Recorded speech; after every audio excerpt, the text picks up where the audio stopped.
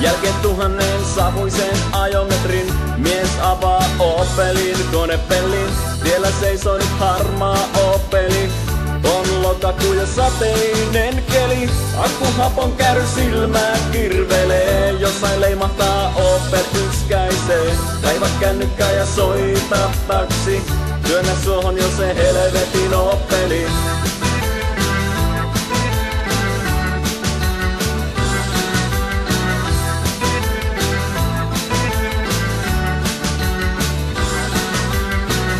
Ohikulkijat katsovat kummissaan, Opel-kuski ei niitä huomaakaan.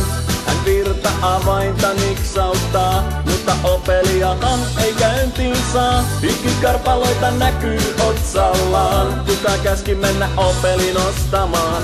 Kaiva kännykkä ja soita taksi, työnnä suohon jo se helvetin Opeli.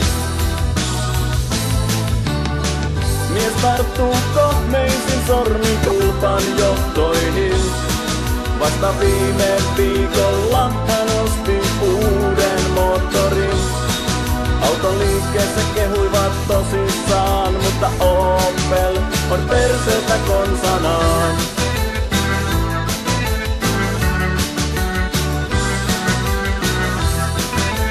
Mutta, mitä tähän sanoo Opel-kuljettaja itse?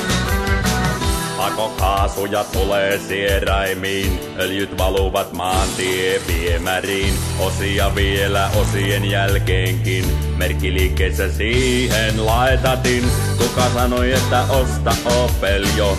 Olen typerä ja arvaa surenko. Kaiva kännykkää ja soita taksi, työnnä suohon jo se helvetin Opeli.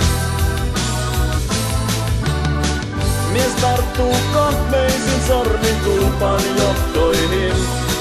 Vasta viime viikolla hän osti uuden moottorin. Auton liikkeessä kehuivat tosissaan, mutta Opel on perseestä konsanaan.